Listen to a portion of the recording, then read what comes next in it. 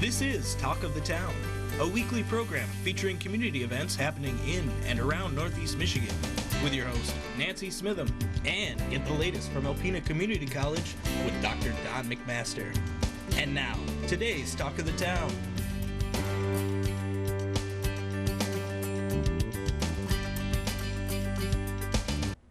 Good morning and welcome to Talk of the Town. I'm Nancy Smitham. My first guest today is Amanda Kacharik from Besser Museum. Good morning, Amanda. Good morning, Nancy. It's so good to see you. Yes. And I know that this is the wonderful season of light at the museum, something that our entire community looks forward to, and something your entire staff works on year-round. So how are things going? So things are going really well. Unfortunately, we were set to open a little while ago, but of course, because we kind of paused everything for everybody's safety and health, we are still going to open. It is going to open now the 12th and 13th. So same as last time, all the details are the same, just change the date a little bit. But we're still going to be open. We have reduced guests are allowed to come in. You have to buy your ticket before you come. That way we can keep track of how many people are in the building at set times. So you can, choose your time, choose when you'd like to come see the planetarium show. That way we can keep everybody moving along and safe and happy. Well, thank you so much. It's a very tough time for all of us, and at least there's some things that we can still do safely thanks to groups like yours taking the extra protection and the extra steps. Yeah, so we're really excited to have people back in the museum again, and staff and volunteers have been working really hard, and I think we've got a really beautiful showcase going on. We've got some beautifully decorated trees. We have our community trees that everybody, comes in from the community. Nonprofits will come and decorate. Every year there's something new, and different groups are trying like brand new things, and it's just great to see how everybody's coming together, even with all of the, difficulties that we have in getting things going this time of year, or just because of everything going on. But it really has, we've had people turn out and really want to help, and it's been wonderful. Okay, so what else can we expect to see when we come to the museum? So because we're going into our winter season, we do have our juried artwork is still up to view, so you can come on in, check out those beautiful pieces.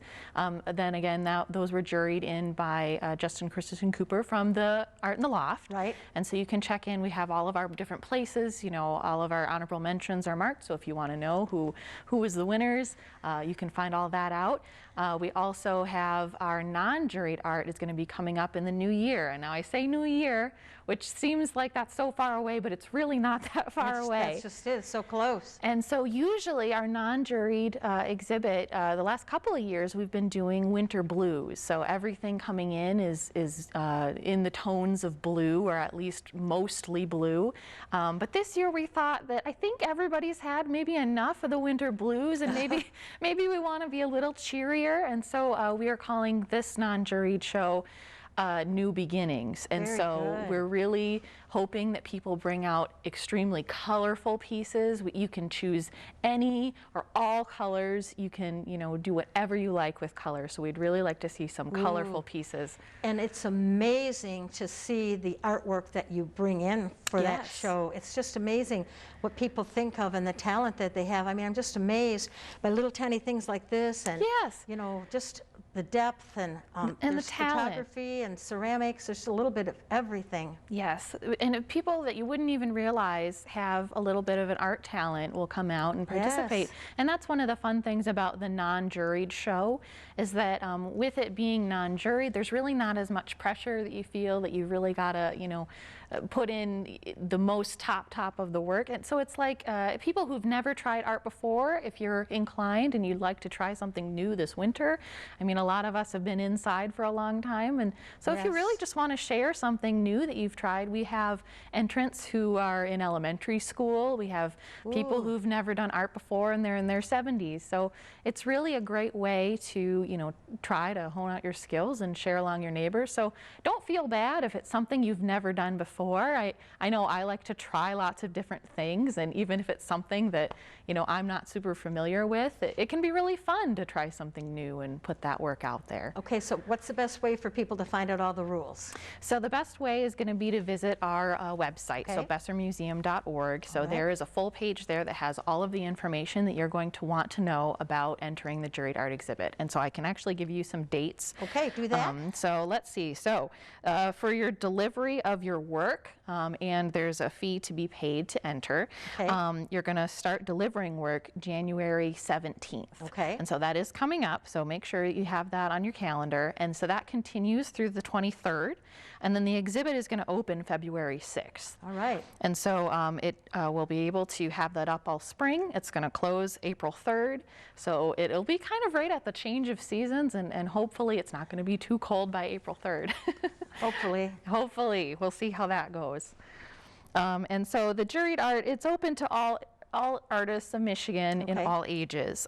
The entries can be in any medium, but the size can't be bigger, 36 inches by 36 inches. Oh, okay. And so in the past we've had any size, we've had foot by a foot, but this is about 3 feet by 3 feet. Wow. That kind of helps so that, you know, it gets inside the door, but it's not taking up too much space on the walls, since we have limited wall space. Right.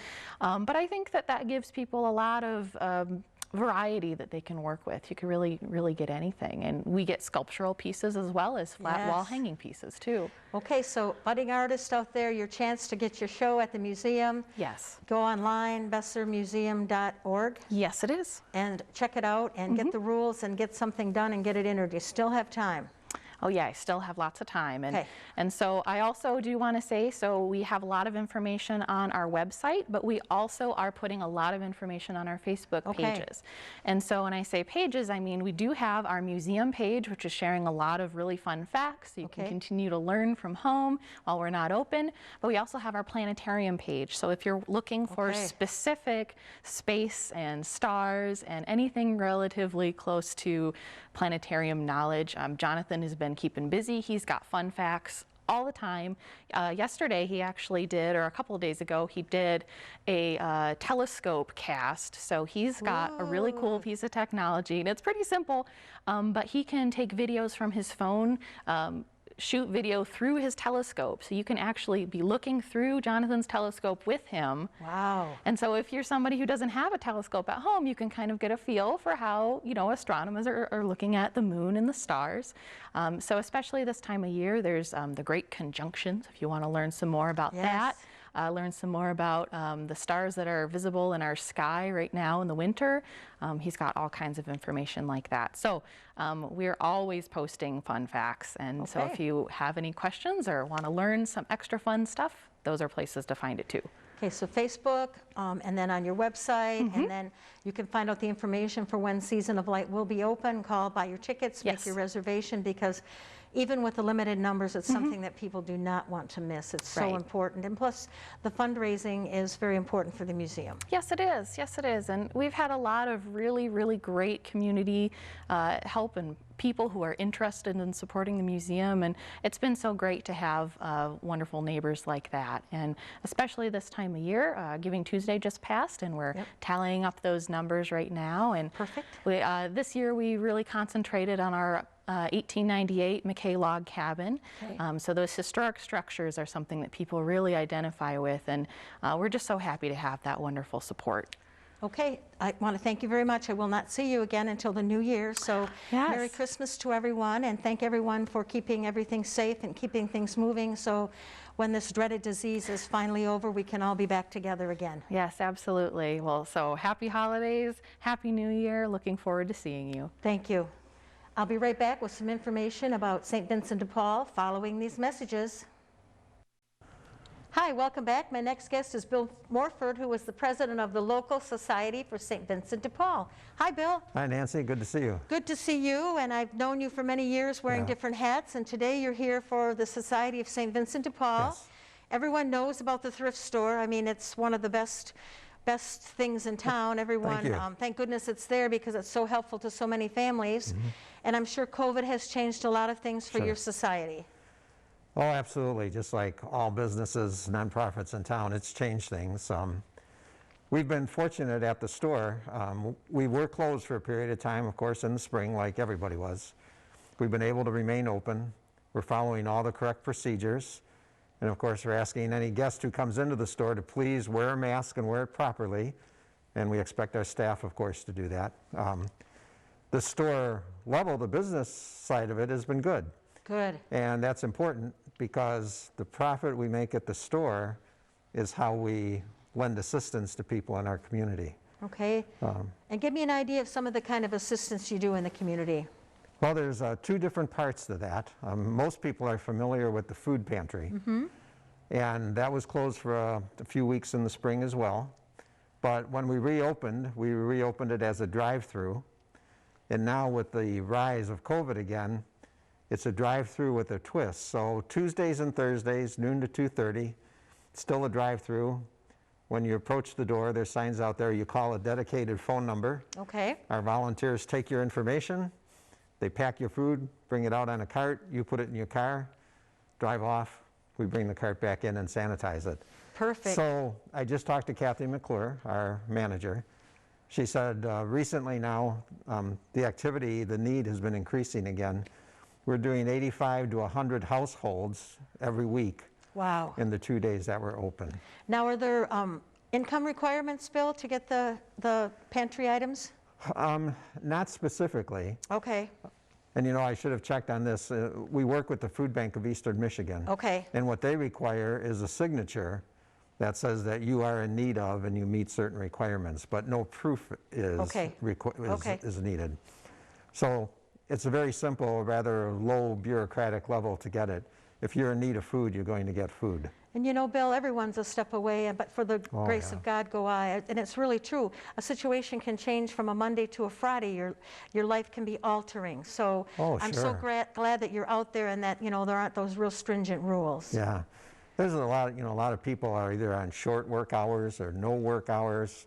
So a lot of people who've never thought or had to ask for help before, now they do. We're actually concerned, you know, as the unemployment money starts to dry up a little bit, pending future legislation, eviction notices start going out again. We're a little worried about what the new year might bring. Yeah. But it is good that they're there. The community is very generous in all ways, with money and with food. Yes. Meijer stores have a good program called the Simply Give program that benefits our pantry and others quite a bit.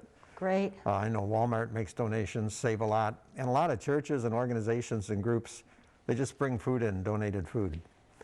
So that's very helpful. That's very helpful. So if someone in our community said, you know, I have so much, I'm so blessed in my family, you know, I can make a monetary donation to you or I can bring in items. What's the best way to get that taken care of?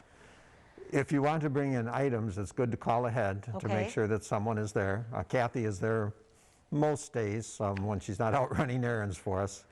So just call ahead to the store and ask to be connected with the food pantry and just arrange to make sure someone's there.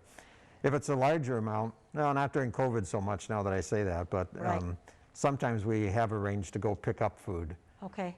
If there's a larger amount. And that's what we do at the grocery stores in town. Okay, and what about donations for items for the store? How is that going?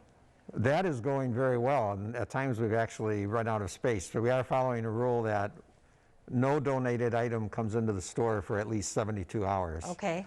And there's, you know, they try to do some sanitizing and cleaning. It does create a storage problem, but it is a little healthier and a little bit safer. So we really appreciate all those donations. We did stop taking donations on Tuesdays and Thursdays. Okay. And that, again, is to give the staff a time to get things cleaned up and sanitized and give us some time to move some things out onto the floor so we do have some room. So we ask people to remember that, try to cooperate with that. Monday, Wednesday, Friday, and Saturday, we're happy to accept donations. Okay, and you mentioned staff, and I just have to say, you have the most fabulous staff at your store. We think so. And volunteers, they're so friendly and helpful and nice, and you know, they never look down on anyone. They're so helpful and eager to help, and they just do a fantastic job there. You'd be very, very proud of everyone there. Well, thank you. And you know, you really said it. We hope it's true. We never want to look down on anyone. One of the rules, the philosophies of the society is that every person deserves respect and dignity, regardless of what's going on in their life, how they got there. They need to be treated respectfully. Okay. And to hear you say that says that at least most of the time, we're doing pretty well. They're unbelievable. And then, do you do anything else other than the food pantry, Bill? Yes, actually, we call it our referral office, our Family Emergency Assistance. Okay. So we help people with rent, utilities. We've helped people with some travel costs, especially for Medication. medical care, medications. The rule in the society is there's no active charity that's foreign to the society. So any need that comes up, we can consider.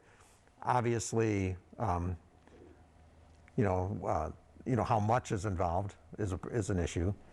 But we have a number. If you call the store and ask for the emergency assistance, they will get you, either get you to somebody who happens to be there at the time or give you a dedicated number to call. Okay. We were seeing people in person at the office. Sure. But of course, with COVID, we're not doing that, so a lot of the work's being done over the phone. But you still make a call, you get a phone appointment, and then someone gets back to you and you go through everything over the phone. Increasing calls for rent and utilities Sure. are a big thing. Now, all of our money is private money from the store and private donations. So what we do ask people to do is, for example, you get a shut-off notice for your electric bill.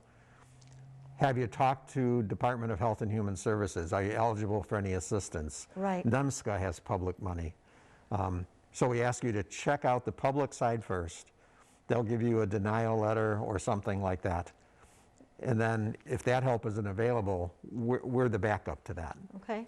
So the important thing to remember is we still need those donations, Yes. monetary. We still need items for the store. Yes. Call ahead if you have some food items to drop off. Yeah. If you have a group of people from your church or something that want to do a fundraiser or a campaign, we would love it. Just We'd love call it. us and let us Yeah. know what your plan is and what you're going to do. Yep. And then we'll go from there.